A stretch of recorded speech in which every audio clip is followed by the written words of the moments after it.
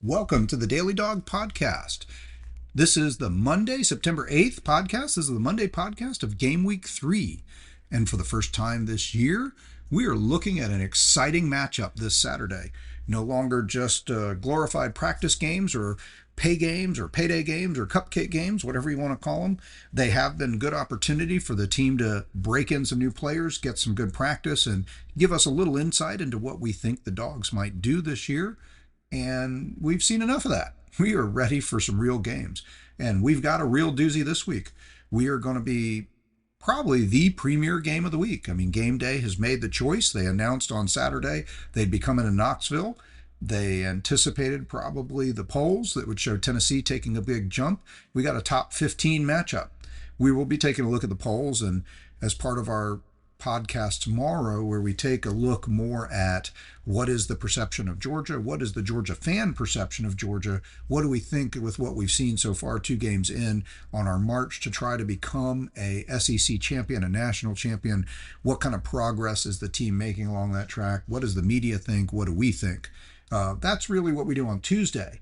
On Monday, what we do is we go back and we take a look at Saturday. We take a look at what happened on Saturday. We had some goals. We had some objectives, things we wanted to see the team do. We knew that we were going to win the game. We expected that. And of course, I'm sure Florida expected to beat South Florida, although they are something of a giant killer already. If you believe in Boise State as a legitimate top 25 team, they took down Boise State in week 1. And now they took down Florida in week 2. So back-to-back ranked wins for South Florida Bulls. Bully for them. Haha. But, everybody didn't have the same success. There were a lot of teams out there. This was a really low-key week in terms of games. We talked about that towards the end of last week as I laid out my list of, at this point, what I think are the 31 games that are going to have impact on the national title shaping race among the teams that we think are contenders. What are these games going to do? What are they going to tell us about ourselves? What are they going to tell us about the contenders and other people that we might match up against for both the SEC and the national championship? And we looked at those games, and a bunch of them were already played in week 1, and now we've got and then none of them were played this last week. So this last week, everybody was more or less playing those cupcake payday games. And with the exception of Oklahoma and Michigan was a top 25 matchup, and that proved to be an exciting primetime game. But we'll take a look again at all the other games and what's going on around the country as we dig into this week. And we're not going to have any shortage of things to talk about. We probably won't go into as much history this coming week because with the SEC opener on tap, Game Day coming to Knoxville, a top 15 matchup, we're going to have plenty to talk about and plenty to break down about what we think might happen between Georgia and Tennessee. But first things first, our Monday podcast is about going back and taking a look at exactly what happened on Saturday. So, first and foremost, I got to go to the game on Saturday, and I love being in Sanford Stadium and seeing the Dogs play. I love being on campus in Athens. I also really love being on my sofa and watching games where I can see them in detail. And like I told you last week, listening to the national broadcast, listening to whoever the announcers are on TV while having in one ear, I've got my AirPod in the other ear, and I'm listening to our broadcasters on the radio, the Georgia broadcaster Scott Howard, and now Josh Brock, who stepped in and replaced Eric Zier on color. I like to hear their perspective. I like to hear the perspective of what's going on TV. Sometimes I can get them synced up right, but usually one is trailing the other or vice versa. But this week, I did listen to the broadcast in one ear with my AirPod while attending the game in the stadium. It doesn't always work. Some games are so vicious and loud you can't hear anything even with an AirPod in. But this was not one of those games. So, beautiful day to start. A little bit not super bright sun, but not too hot. Very pleasant. The tailgate on campus, the atmosphere was what I would call good but muted. People were out, people were having fun, but it wasn't a huge tailgate. I like to get by Myers Quad, and when I have tailgated, which is not a lot, but when I have tailgated, I've tailgated at Myers Quad. There was probably only 5 or 6 tents on all of Myers Quad. Now, Myers Quad is, of course, where Game Day usually comes and sets up when they come to town. And when they come to town, the place is packed, both with people and tents everywhere. And for the big games, if Tennessee was coming to Athens this week, then in addition to whether Game Day was coming or not, you'd see Myers Quad just stuffed with tailgates. But there was just a few tailgates out there, and I think a lot of that was because one of the things we have to acknowledge, this was a weird game, something that you almost never see on game day. It was announced that the game time had been moved up. By the time I was in the car and heading towards Athens, I got word that game time had been moved up from 3:30 to 2:28 or 2:30 essentially. And I can't remember ever seeing anything quite like that. And I think that's a testament, again, to what this game was for everybody, for both teams, for both Austin Peay and for Georgia. Austin Peay is getting a payday out of this, and they're also practicing. They're also using this as a measuring stick. They're going to find out some things about themselves when they play against the highest level of competition that they're going to see all year when they play a team like Georgia. So this is a real measuring stick for them. It's an exciting moment for their kids that play on their team to get to play in a national TV game where they can tell their friends and family, hey, you can see us. Of course, most all games, all conferences are on TV somewhere nowadays. But you're on a national TV game, you're in a huge stadium, you got 90,000 fans. They're not always going to see that. And a lot of these guys aren't going to go pro and see it in the pros either. So this is a big moment for them. But it's also a moment where they have to be thoughtful about what they're doing. They have their own conference that they play in. They have their own rivals that they play against. They want to be ready to play those games. They don't want to see themselves get hurt at the expense of playing a game like this where the outcome is largely decided. Now, sure, some teams are going to come out there and rally, and we saw that there were some surprises out there. I mean, Troy was an invited guest to pick up a payday and give Clemson an easier game after their opener. Didn't work out that way for the first half.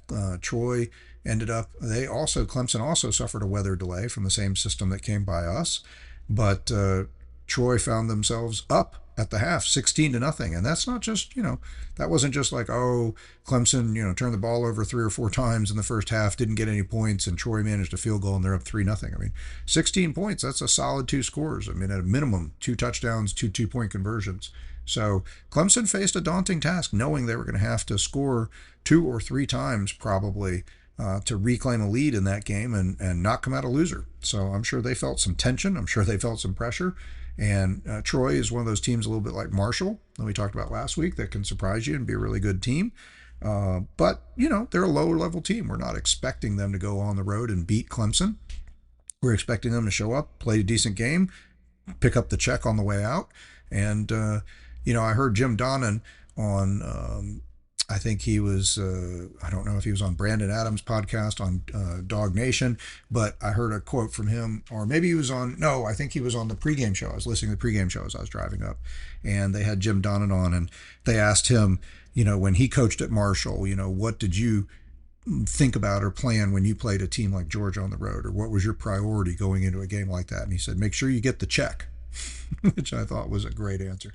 So, because that's what they're there for. I mean, that's the first and foremost thing, is that they get a lot of money for these games that really boost their athletic department. They don't generate the kind of revenue that SEC schools do. So this is a real opportunity for them to get a big payday. That's why we call them payday games. So let's get into the game, though. What happened? So I think Austin Peay did a good job. I mean, they came out, they were feisty, they played with energy, and they played with heart. They didn't just, they weren't just lackadaisical and looking to get on with it.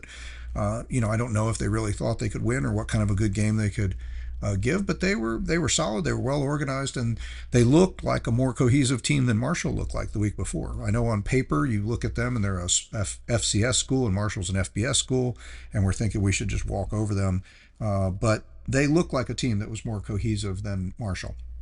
It was a very strange game, as I alluded to, because of the way the weather delay pushed things up. You just don't see that a lot. And what I started to say before is I think given the nature of this game for Austin Peay, a paycheck game, given the nature of this game for us, essentially a large-scale scrimmage, opportunity to play against people, not our own team, in practice and get some game conditions.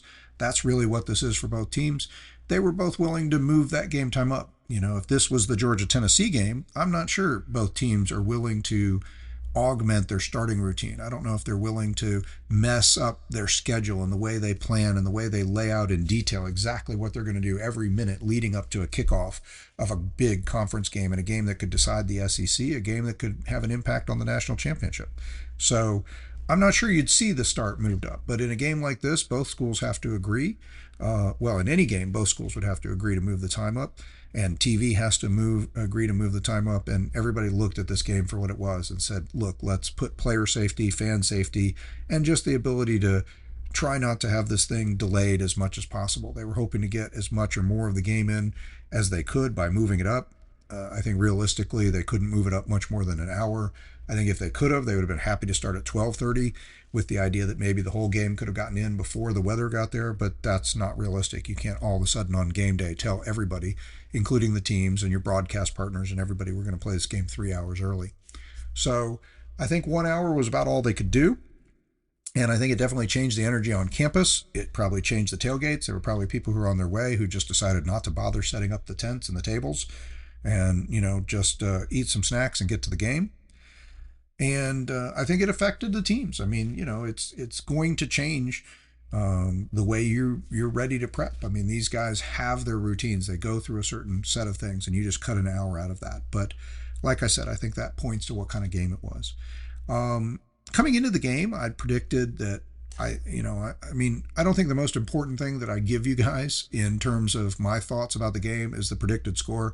Pretty much just pops off the top of my head.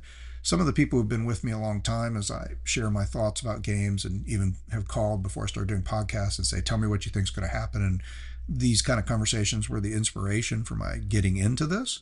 But so I've done it for years where I do give somewhere around game time, I give a prediction on what I think the score will be. I think it's the least important thing I do when I try to go through and break down the game and tell you about my expectations and what I think would happen.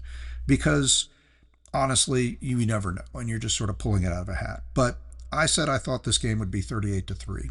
And one of my longtime friends and listeners and podcast subscribers asked me, well, that seems odd. You said 51-10 was your prediction for the Marshall game. It ended up 45-7, not too far off. Why do you think this game's going to be less? And this goes back to kind of what I said on Friday and Thursday leading into this game, how I thought Georgia would play it, and talking about how Georgia plays Georgia's game all the time. And I expected us to slow this game down and focus on getting through this game, doing some things that we want to do on the field, but then shutting it down and getting ready for Tennessee. And I expected Austin Peay to comply, basically. I didn't expect them to try to come in here and say, we're going to go for it on every play and to call a bunch of timeouts and preserve clock. I figured they would want to play the game and execute themselves, learn something about themselves, but be happy to see the clock run, not try to stop the clock a lot, try to run a lot of running plays or short passes that keep the clock moving because they know they're not going to possess the ball a lot. So they don't want to go 3 and out in 53 seconds. If they go 3 and out, they want to burn 2 minutes or 2.5 minutes and help shorten the game a little bit. So I think both teams were going to have that kind of an emphasis. And so that's what I expected to see, was a little bit shorter game, therefore a little bit less points from both teams. And we definitely got that. It was a little bit shorter game. I think they both cut time out of the game as much as possible, and maybe a little more than I thought. And scoring was down. So not far off what I thought. 28-6 is not a lot different than 38-3. And certainly it was different in a way we didn't really like. But going back to that, we talked about, so what are some things we wanted to see? Well, we wanted to see them continue to be offensively balanced. We thought they should put up good points, possess the ball. I expected them, honestly, to be less dynamic than Marshall. Like I said, I thought they might take a few shots downfield and just work on the downfield passing game with Gunner, particularly in the first half, and then hopefully we had secured a big enough lead. I was optimistic we'd be up like 28-0, 31-0 at the half, and Gunner would basically be done for the day after taking a few shots, and then we would just run a lot of clock and milk the rest of the game and be done with it in the second half.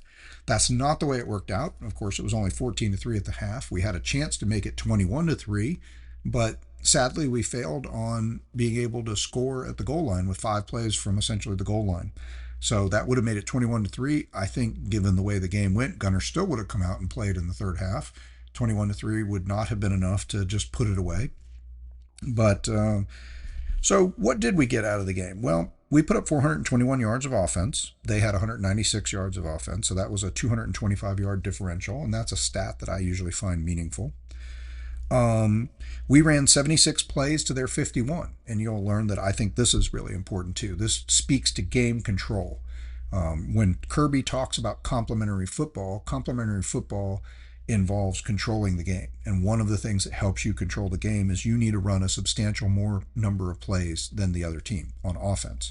You can control that to some degree when you get the ball by executing and running clock and running certain types of plays where you focus on saying, we're going to hold the ball, we're going to try and score, we're going to try and move yardage, but we're also going to try and hold the ball a certain amount of time. Same thing on defense. You can try to force the team into what you want them to do.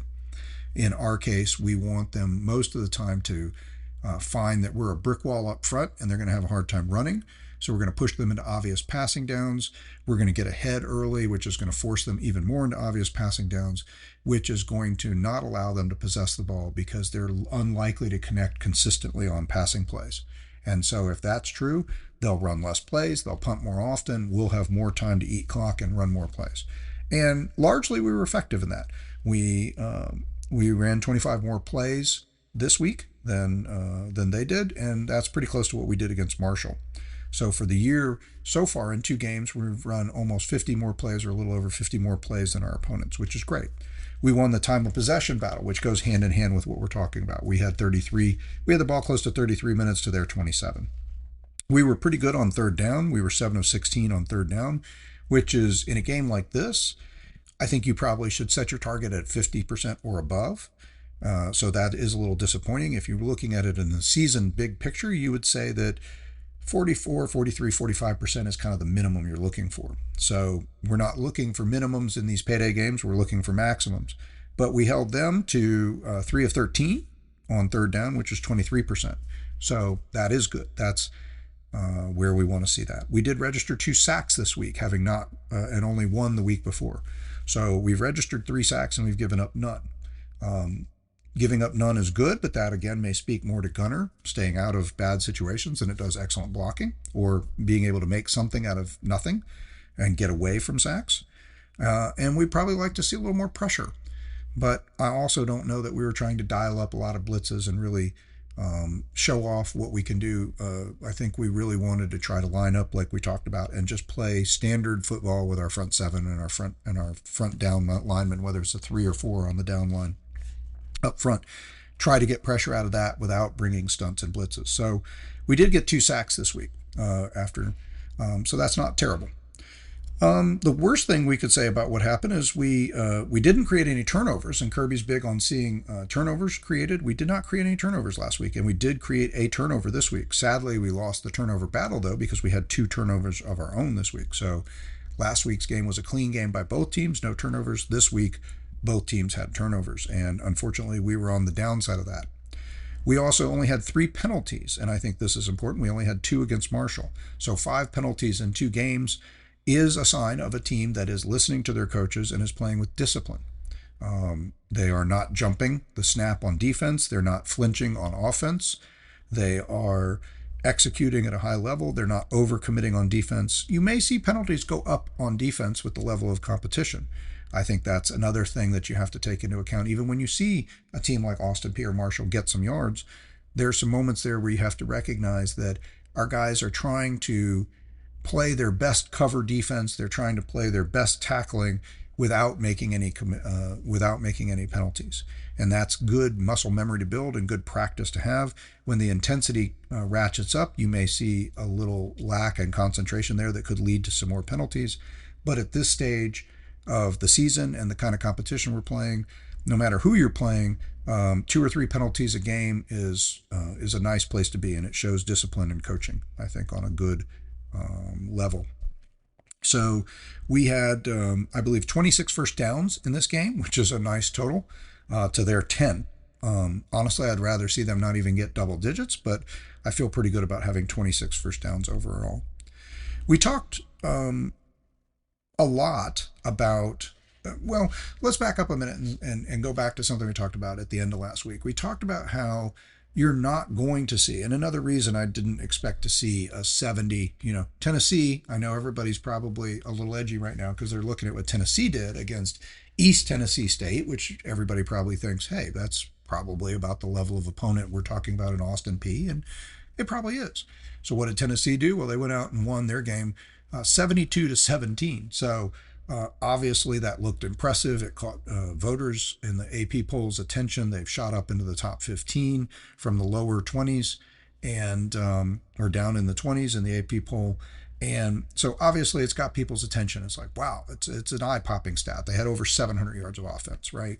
So you look at that and say, why can't we play like that? And I pre-addressed that a little bit at the end of last week, reminding everybody that, look, traditionally, Georgia has not been a team that is going to go out and throw 70 points down on these teams. Mark Richt didn't do it out of as much as anything class. As we all know, he was a classy guy, and he just didn't believe in showing people up and beating people down. So they would jump out to a lead if they could and then call off the Dogs, literally the Dogs, and they would back it down and just run a lot of plays and eat clock in a second half of a game like this, and not, and much to some people's consternation, not really show off. No need to flex. Kirby is not necessarily not flexing, but like we talked about, his mantra comes out of the outgrowth of the process at Alabama, which is that we play our game. Doesn't matter who the opponent is, we're playing our game. We're going to play the game we want to play, and we're going to play it the same regardless of who we're lined up against. And we're going to do it the same in practice too. So that's how we prepare for these games. That's what happens. And it leads to the idea that we're not just going to create a bunch of explosive plays all up and down the field on offense because we're playing a vastly overmatched opponent. We're going to run the offense the way we run the offense. Now, we're going to talk about that a little bit. We might not have completely done that, but I want to give some comparison to that, or give some credence to that. And as we go through the week, we're going to break down and compare Tennessee and Georgia, and we've got some years now. We got 4 or 5 years of games between Josh Heupel and Kirby Smart, which can tell us a lot about what to expect in these games. So we're going to break this down a lot more, but I want to give you one little set of stats that I'm going to throw at you. So I know sometimes when you're just listening to the podcast, stat after stat being thrown at you, boom, boom, boom, boom, can be a little much to digest. But stick with me on this one and follow this. I'm gonna rattle through some numbers, and I think it's instructive because it'll lend some credence to what I've been trying to say about we play our game. I'm not making excuses for us. I'm not saying, I know we all would probably feel better if we, Alabama, after losing to Florida State, what did they do? They went out and beat Louisiana Monroe 73-0. I think we would all feel a lot better if we beat, Austin Peay 73-0 this week. If Gunner showed off. Ty Simpson for Alabama didn't look great against Florida State. He wasn't really the problem. They got beat on the lines, everybody knows, but he didn't look great. What did he do against Louisiana Monroe? He came out and he was 17 of 17, which was an Alabama record for completions in a row. You might remember Bobo at one point held the record for completions in a row at Georgia, but our now offensive coordinator. But and it was more than that. I think it was like 19 or 20 or 21. But we'll get to that another time. I'll find that stat and bring it back for you. But 17 in a row, 17 of 17 for Ty Simpson before he left the game. I'm sure we all would have liked to have seen Gunner throwing the ball downfield. One of the things I noticed, I saw a highlight or two from that game. The one highlight I saw that they really featured on SEC or on College Football Final on ESPN showed a guy catching a ball, and literally there was not a player from the opposing team in the view at any point after Ty Simpson released the ball. So there was kind of somebody near him when he released the ball.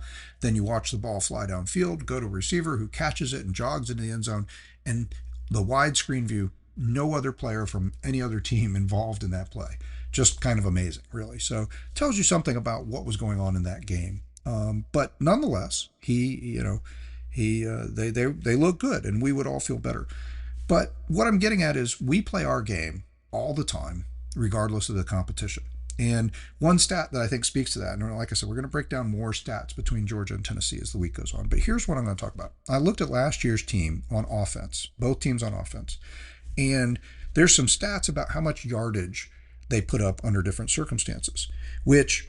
So as an example, Tennessee last year averaged 447 yards a game throughout the season on offense. When they were playing non-conference opponents, they averaged 527 yards.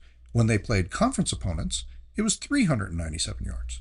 So That's a 140-yard difference between playing conference opponents and non-conference opponents. And we all know, and I think everybody here subscribes to the idea that there are no finer conference opponents than the opponents you face in the SEC. SEC just means more, right? So when Tennessee played unranked teams, they put up 483 yards a game. When they played ranked teams, they put up 326 yards a game, which is almost pedestrian. I might tell you most of the time, if you told me Tennessee was only going to put up 326 yards of offense this week against us, I'd be disappointed we gave up over 300 yards, but I'd still feel like we had a pretty good chance of winning that game. So that's not an impressive number. 483, very impressive number. Again, a huge disparity there, right, between ranked and unranked. Next one down the line. Here's another classification. FBS. So the large conference games, the bowl game. Teams qualifying for bowl games, or Division I, as we used to call it. I feel like I want to go back to that because I just always hate feeling like I have to explain FBS and FCS every time I say it. But okay, that's a side note. Anyway, FBS non-winning teams. Tennessee last year, 489 yards of offense per game. Against FBS winning teams, 360 yards of offense. Again, well over 100 yards of disparity.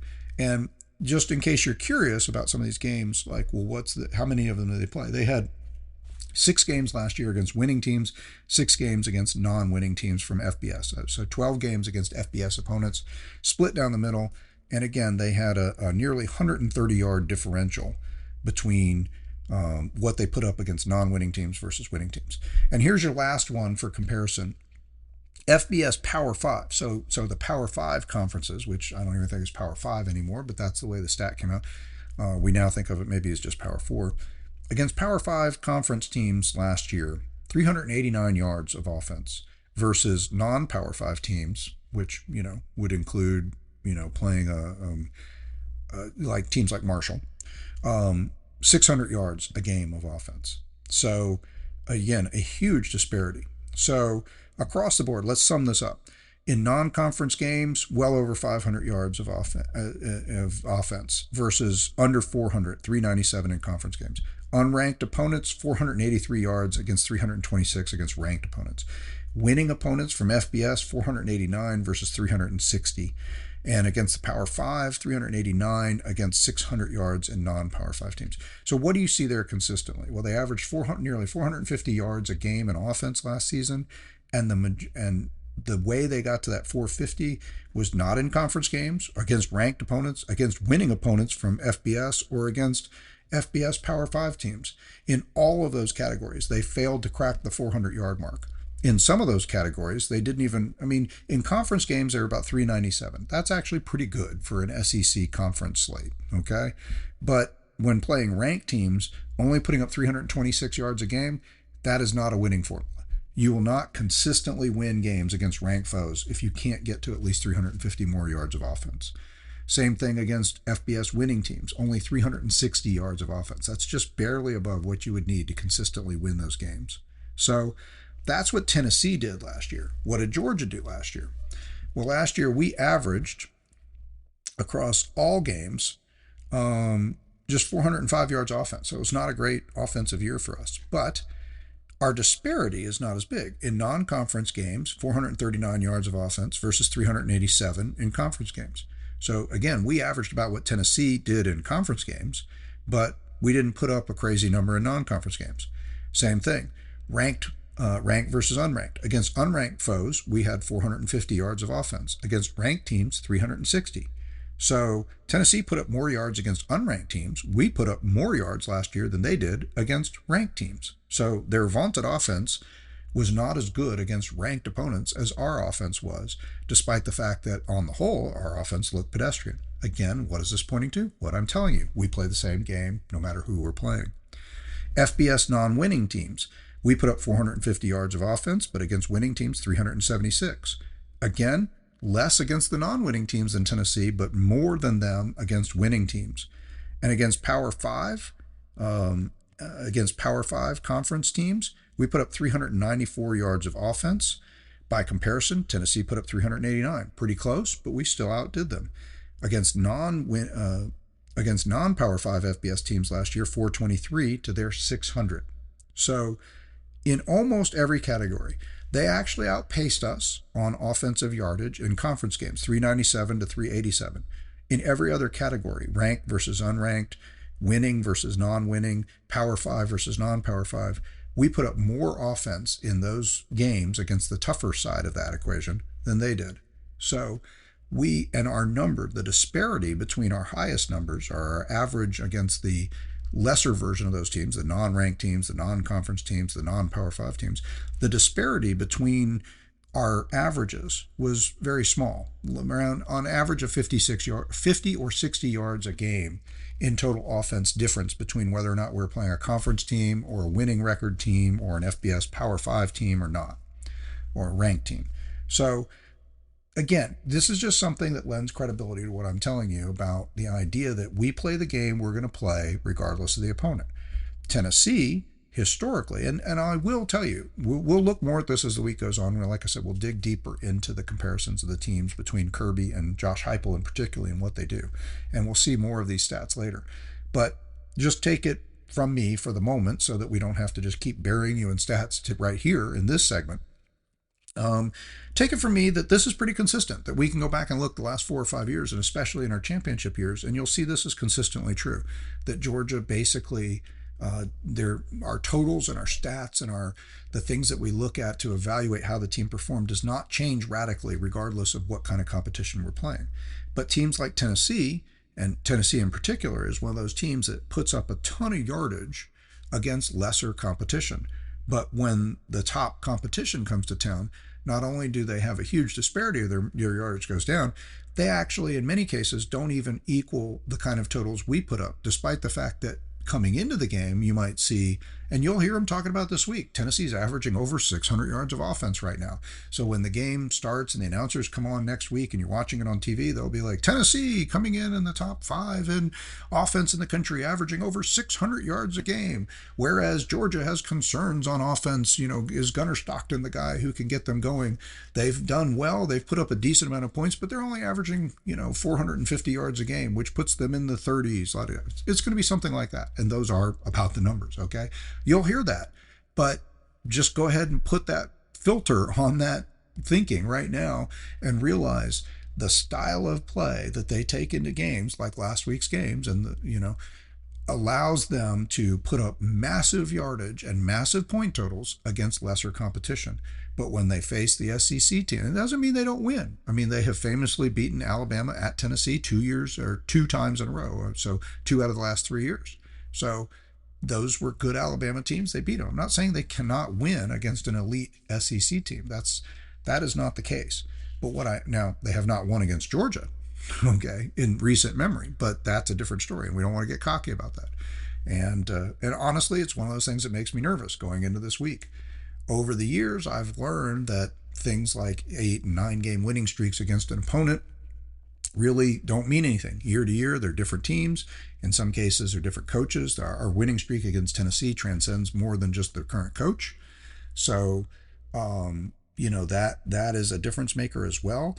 But, there's really no reason why what happened in a game 8 or 9 years ago at the beginning of a win streak has any bearing on what happened today. It might get into the psyche of players. We think that with Alabama a little bit. I think as Georgia fans, we all worry that we're a little psyched out about Alabama because we've had a hard time beating them. We've only won 1 of the last 4 or 5, right? So, the question is, can Georgia get out over the Alabama hump? Well, when we play Alabama this year, there's very little connection to what happened when we played Alabama 5 years ago. Okay, so when you look at a streak like that, it shouldn't really matter, except for the coaching. There shouldn't be that big a difference. But nonetheless, I can't help being just like any other fan where I think to myself, wow, we've won so many in a row. How many in a row can we keep winning against some of these teams like Auburn and Tennessee and Florida?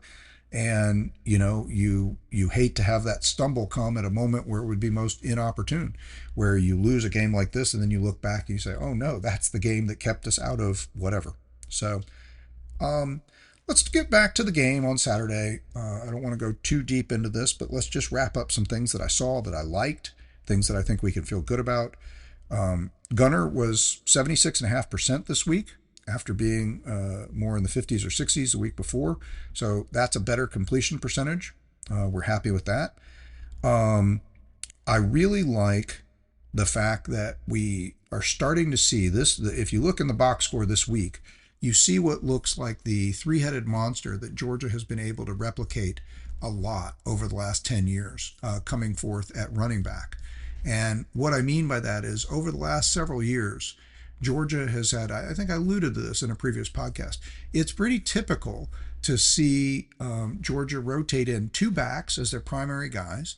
And in our best seasons, we've had guys like you go back to the Nick Chubb and Sony Michel years, and I mentioned this before, you had two backs there that were either get 1,000 yards or close to 1,000 yards. And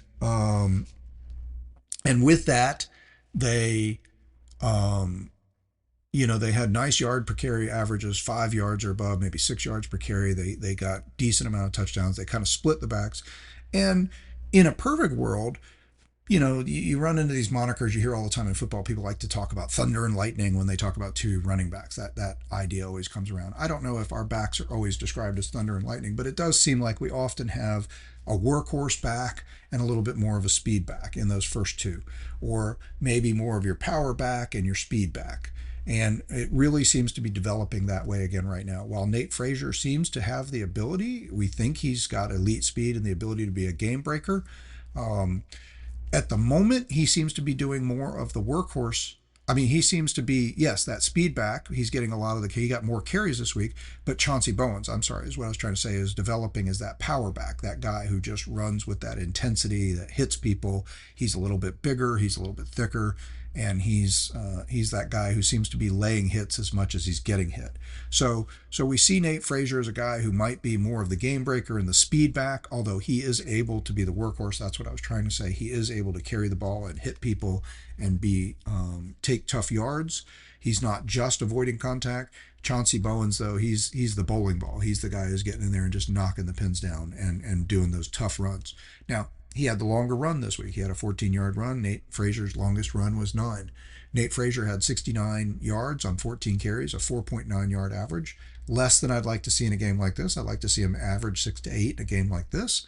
But, a respectable average. Chauncey Bowens had 11 carries for 56 yards, a 51-yard average. They both scored 2 touchdowns. So that's our two-headed monster at the top.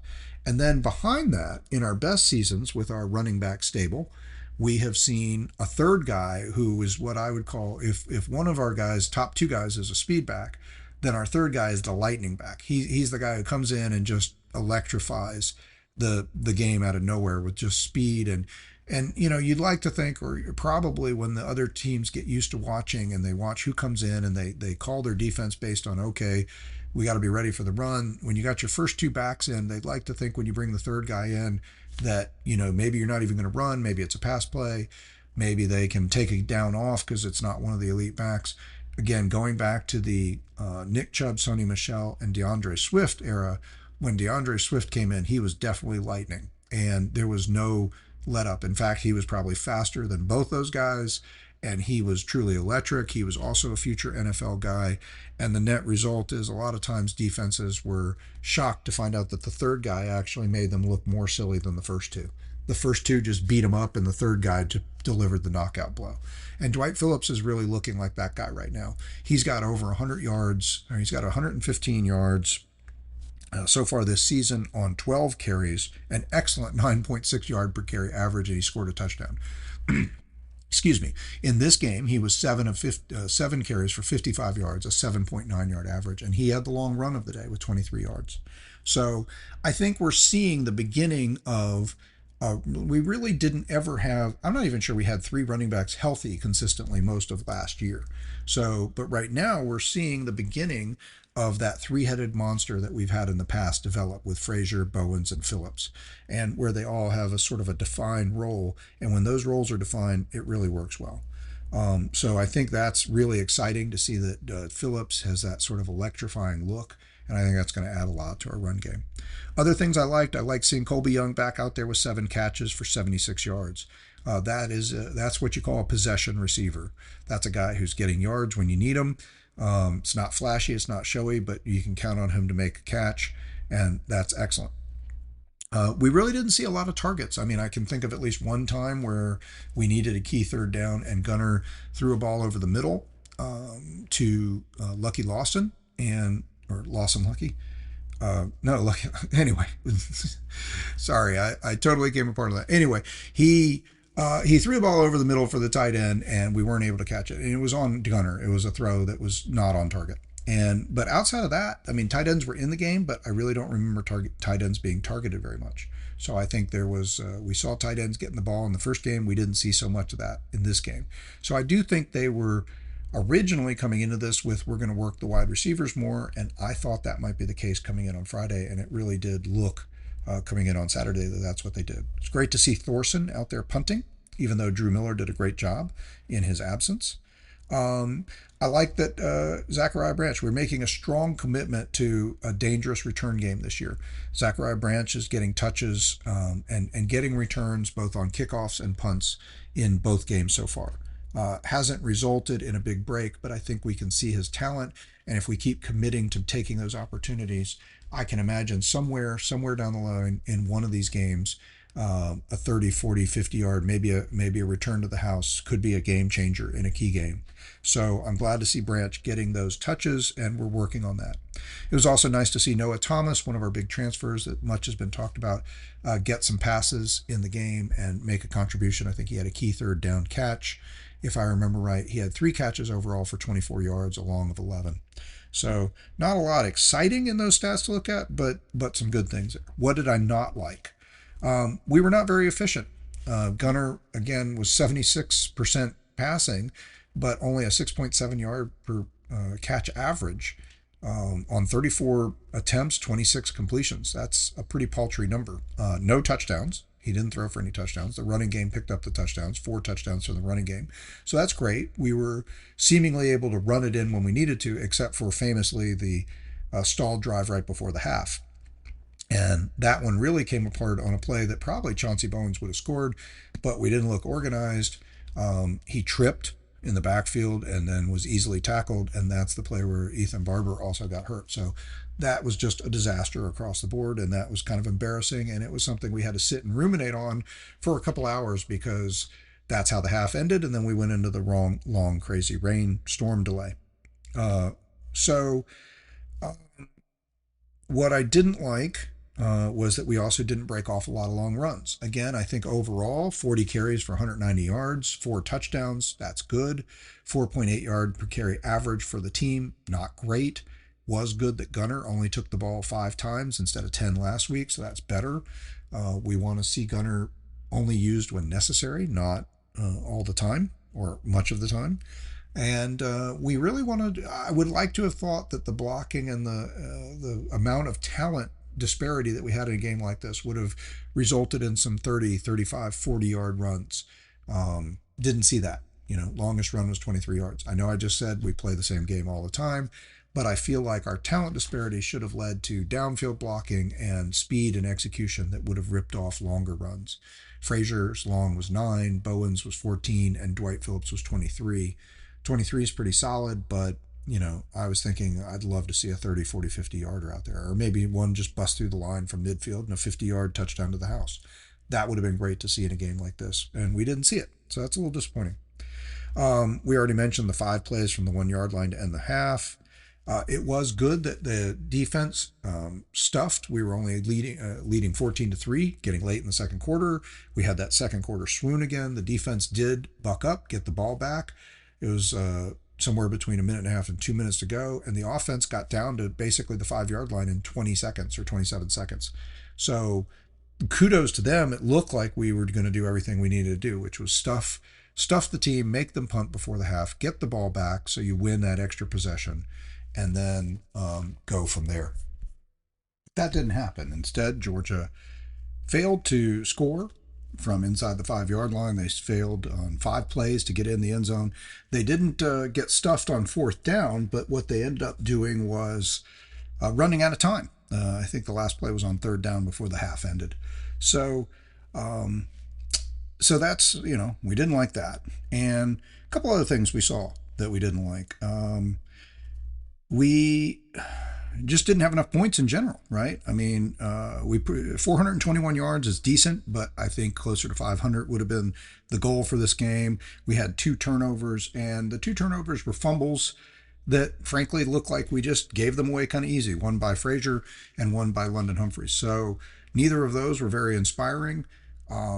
The line didn't really look like, the offensive line, I mean, didn't really look like they were consistently making holes. At times there were holes. One of Nate Frazier's touchdowns, I remember, looked like it was just a massive hole, and he just kind of saw the space, dove through it, and was in the end zone, and nobody touched him. And there were times where I saw that kind of blocking, and there was some good downfield blocking where the guys did rip off a few yards. There were some 8, 9 yard runs, and that was them getting through some blocking downfield. But there were other times where it just didn't look like we consistently had the kind of line play we'd like. And again, you still had Ernest Green out of this game, and Juan Gaston still wasn't playing in this game. Don't know for sure whether they're going to be available for Tennessee. We'll hear more about that as the week goes on. But even if they are, they didn't get a chance to be in this game and help provide the kind of consistency of repetition that we'd like to see. And I think we're still seeing that at offensive line. That is a work in progress. We saw too much of the first team. They had to play till late in the game because the score never got put away. On defense, we gave up too many long passes. Overall, the defense did a nice job holding the Austin Peay Governors, to under 200 yards of offense total. Anytime you can do that against anybody, that's a nice look on your stat sheet. But when the Governors did get a couple drives going, they did it through the air, and they had some chunk plays. They had passes of 34, 26, and 23. And we don't want to see anybody do that, much less in Austin Peay. We did have 6 tackles for losses this week, and we had 6 tackles for losses last week. This week to go with 2 sacks and 1 sack before last week. But the Governors also had 6 tackles for losses. So that's a little, again, too much penetration into our backfield by the offensive line. We only had 3 tackles for losses against us, against Marshall, so that was a little better. We also were 4 for 4 in the red zone against Marshall, and this week we failed again at the end of the half in the red zone, so now we're 8 of 9 on the season in the red zone. And, I didn't see, there was a couple times where we got into third and longer, like say 3rd and 8, 3rd and 6, and I thought it was a real opportunity to, see Gunner take a couple shots downfield. And I guess overall what I'd say is it's hard to pull out any one play. I did notice one play where either Noah Thomas or Colby Young caught a ball right along the sideline on 3rd and 8, and that was a nice pickup, and it looked like the kind of play that you could run against any team, anytime, where you just get a quick out to the sideline and you catch the ball and you step out of bounds and you move the chains. And you have to be able to do that in all kinds of games, this kind of game and bigger games. But at the moment, I think one of the things that definitely highlighted our championship run, I think I've talked about this already in the last couple of weeks, was our ability to consistently pick up 3rd down in the high 40s and even in the 50s. And when Stetson Bennett was running the offense, there was just a lot of times, whatever the down and distance was, 3rd and 2, 3rd and 10, 3rd and 15, 3rd and 8, you went into that thinking, we've got a good chance to pick this up and keep the chains going. And last season, I don't know that I always felt that way.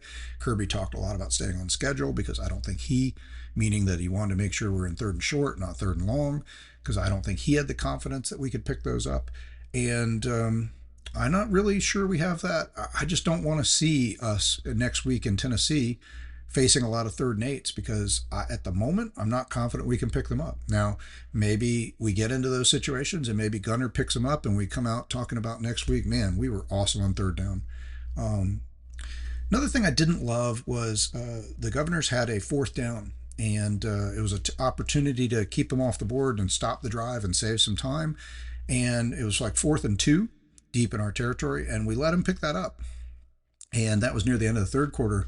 They ended up, they paid off their play. I mean, if they're going to go for it on 4th down once, they got into 4th down again, basically 4th and goal, and they went for it again. And the next time we did stop them, and that kept them from getting points on the board on that drive. But that drive consumed about 5 minutes of time before we got the ball back from them. And that just, you want to see the team be able to stuff a 4th and more than inches. I mean, 4th and inches, you always think a center can just basically snap the ball and everybody just leans forward and they get it. But you got a solid 4th and 2.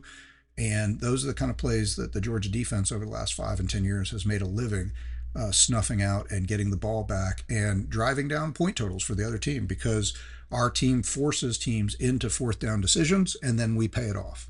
And we didn't do that so much this week. A couple other things that I skipped over. I do want to say I did like I said, that the defense did get 6 tackles for losses.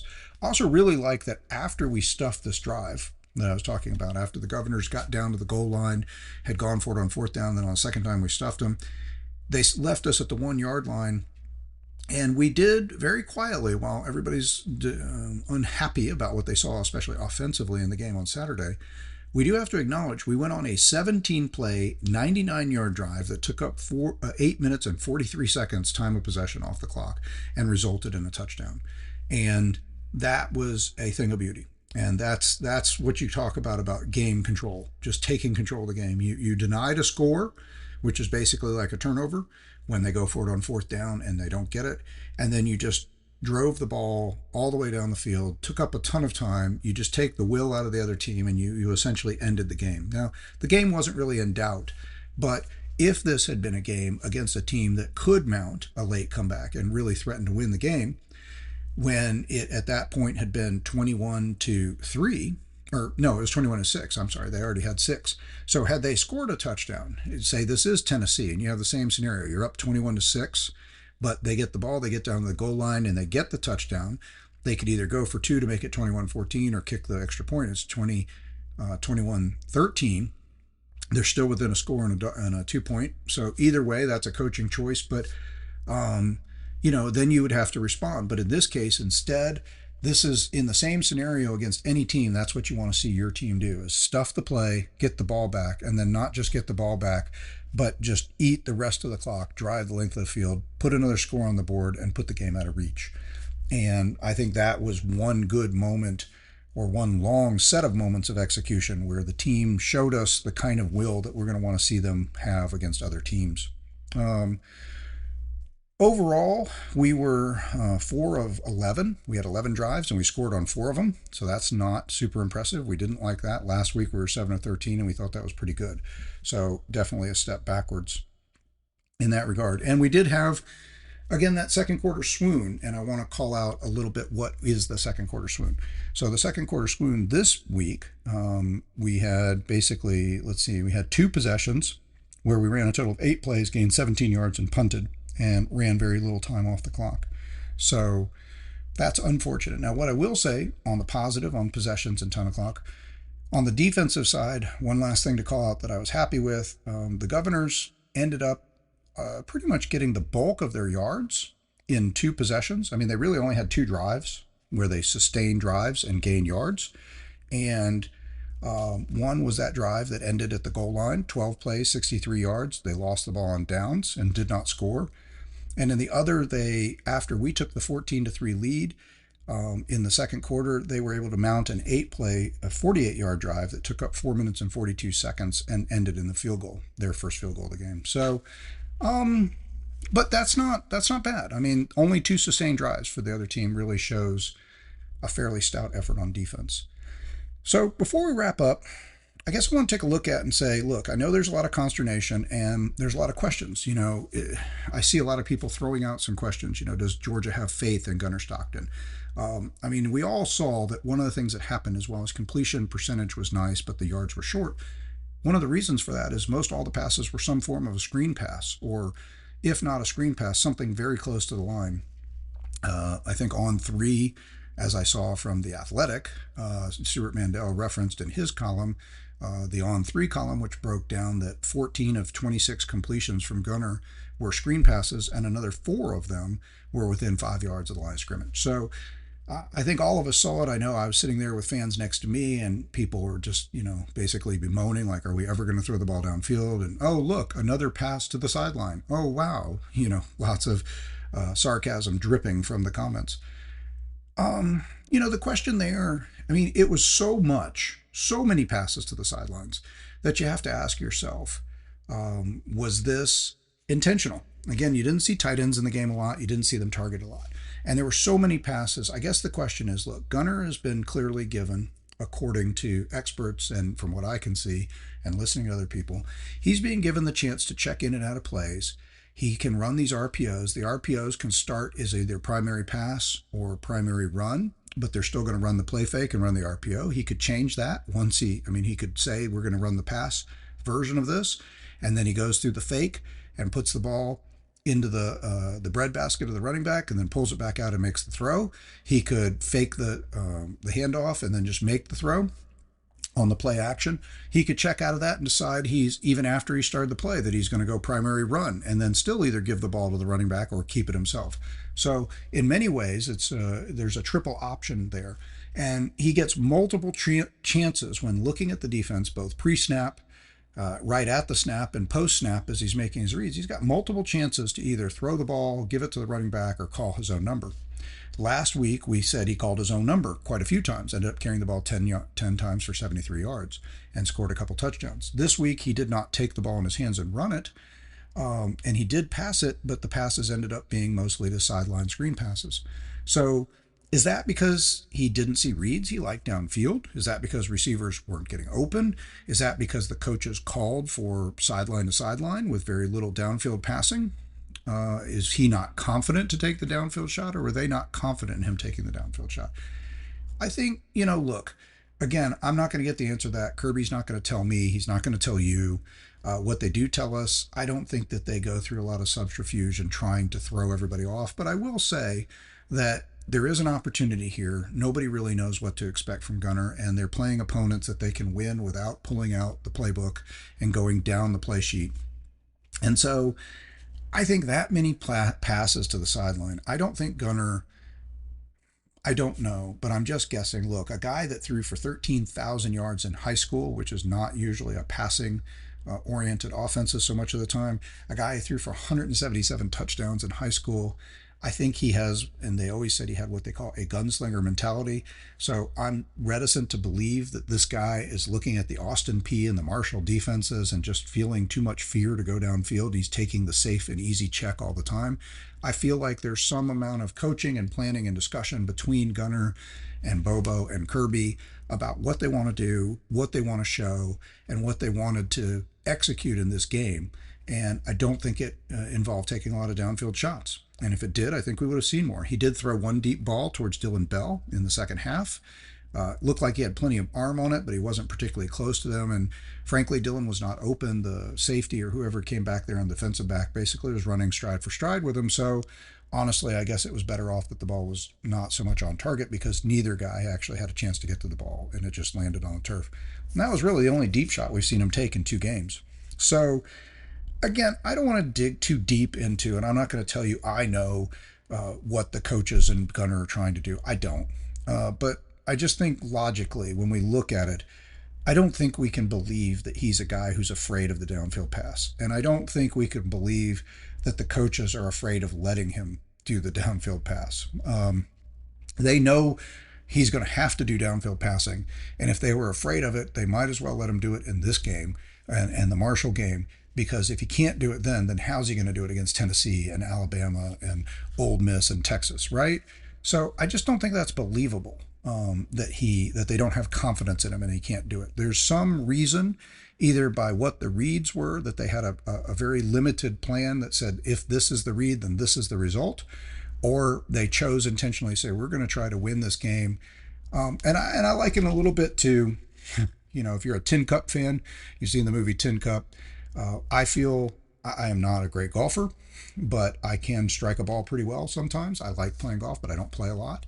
I will tell you, if I took my ego out of it and I went out to play golf to score and have the lowest score possible, I would probably just only take my 7-iron, my pitching wedge, and my 9-iron and my putter. And I would never take anything off the tee but the 7-iron or the 9-iron or even the pitching wedge, because I can hit those high and straight every time. I can keep them in the field, and I can hit them far enough that I'm probably better off taking 3 shots with a 7-iron to get to a long hole than I am trying to get there with a long iron and a driver, which I can't control.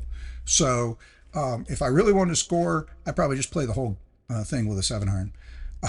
And like in the Tin Cup movie, he talks about doing that, and he breaks all his clubs, and he basically does. And he brags later about how he played the whole course. He's like, could you play? He's talking to Don Johnson, the rival golfer that he has so much consternation with. He's like, Could you shoot a whatever he shot, a 68, a 70, with just a 7 iron? And he's like, well, hell, man, it never occurred to me to try.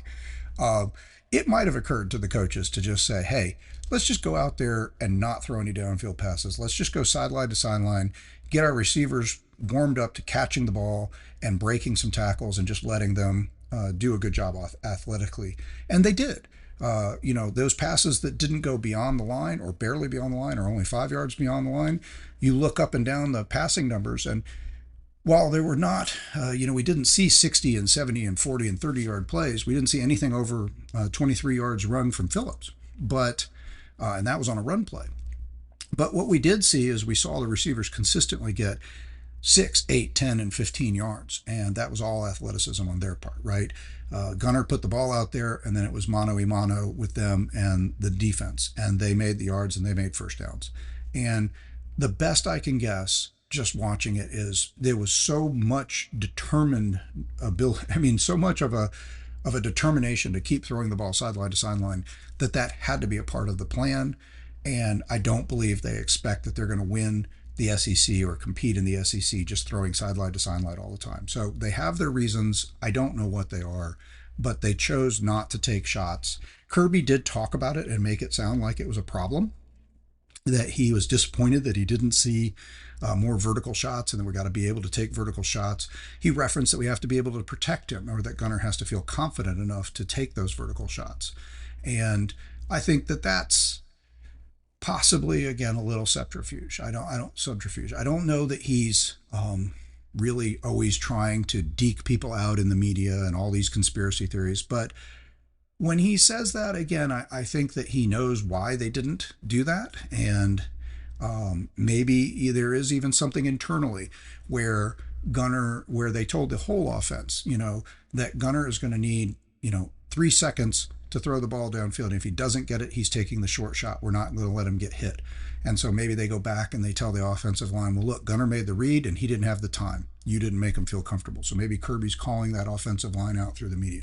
Again, I'm digging really into the weeds and it's conspiratorial sounding. I have no idea. All I'm saying is I think we have to accept that there was a plan and some logic behind what happened with all those screen passes that we were groaning about. And I don't think that it's reasonable to assume that it's because Gunnar can't make the throws or the receivers couldn't get open against these guys. There's a reason they wanted to do this. They had a certain plan. Maybe there was an if-then scenario, and the if-then kept ending up with the sideline passes. Whatever it was, I'm sure we'll see something different next week in Knoxville. But for now, it was a little frustrating. So we're just going to have to wait and see how it develops. But I think the last thing I would take out of this, if you're a Georgia fan, and I don't know why you're here if you're not a Georgia fan. So again, as Georgia fans, I guess is what I really should say. I think the last thing you should take from what we saw last week and this week is that Gunnar can't throw the ball downfield, and that we're afraid to throw the ball downfield, and that we have no downfield passing game. We haven't seen it yet, but there's a reason for that. And so let's just wait and see what happens. That's what I keep saying. I think is part of the excitement. We don't really know what this team is yet. That's what I think is part of the fun. Is I have butterflies in the stomach looking ahead to this week. Most of the time I've been able to look at the Tennessee game and always think, sure, they're a threat, but I'm pretty sure I know what was going to happen. And I think what I thought was going to happen each time. I haven't gone through it yet. I haven't broken it down yet. I don't know until I start to work through my process of analyzing and break it down, which I will be sharing with you each day this week as we go. What I think is going to happen. My gut instinct is that Georgia's still the better team. My gut instinct is that Kirby Smart has a decided advantage in his natural progressions with his team and the way he coaches his teams over Josh Heupel teams. I think some of what we broke down a little bit about Tennessee's offense being really impressive against weak competition and not even as good as a lesser Georgia offense, and I say a lesser because the numbers I shared with you earlier, we indicated that Georgia actually performed better in all the scenarios against conference teams, ranked teams, Power 5 teams, winning teams on offense by yardage anyway last year than Tennessee did. And last year wasn't Tennessee's best offensive team, but it was definitely Georgia's least impressive offensive team over the last 3 or 4 years, 2 or 3 years at least. So by yardage, by point totals, by time of possession. So if the least impressive Georgia team over the last 3 or 4 years still is better than Tennessee in the winning situational conference ranked opponent type games, then I think that shows you that Kirby has a pretty strong advantage on what he can do against Josh Heupel's offense. And right now, we're not really questioning the defense. We don't know for sure, based on the competition, what we've seen, whether or not the defense is as good as it has been, as good as we hope it is. But from what we've seen, the defense has been disciplined, no penalties, well coached, in position. They've shut the other teams down. They played the assignment that was given them, which is, you know, no, they're averaging 6.5 points a game. They're averaging 200 yards a game allowed on defense. Those are excellent numbers. You can only play the teams that were in front of you, and they've done the job we've asked them to do.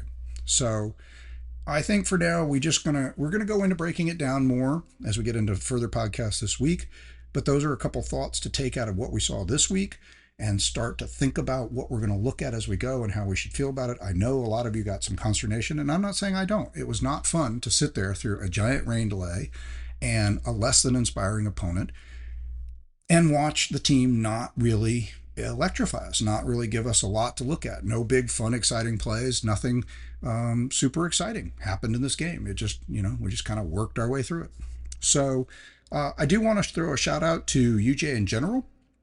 I think it's something we can all be proud of, the way the athletic department, the campus, and the university handled a situation where there was going to be storms, people's safety was at risk, player safety was at risk, and it's a big enough deal to be able to run a game where 90,000 people come and have everything go smoothly on campus where you've planned for it and everything goes at exactly the same way you planned it, to on the fly be able to move the game up by an hour, then suffer a nearly 2-hour rain delay and move everybody around, keep everybody safe, and keep the thing well organized and working pretty well. I think they did an excellent job, and I was really proud, again, to be a Bulldog. I was proud of our fans that stuck it out and were loud, and not a lot of folks did stick it out, and I understand that, and I don't really blame them.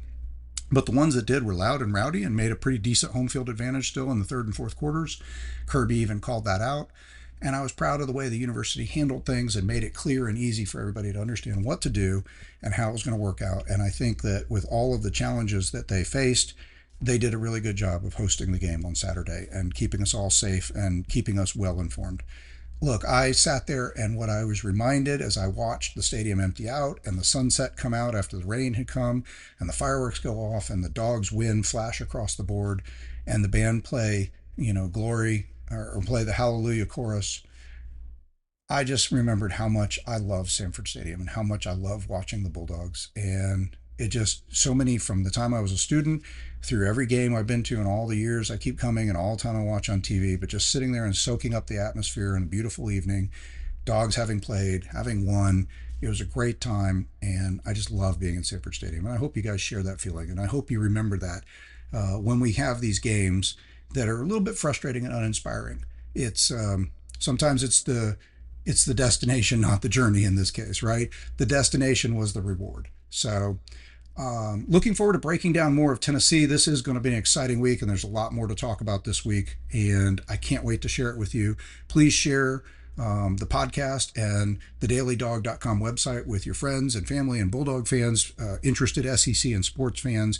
Please share comments. I will try to answer comments and get back to you. Join into the chat section if you need to. Anything you can to help liven up the conversation here with Bulldog fans. I'd love to hear from you.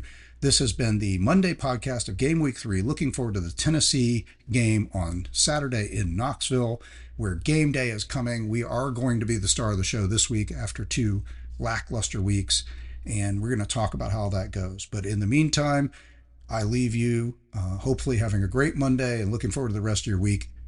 Go Dogs.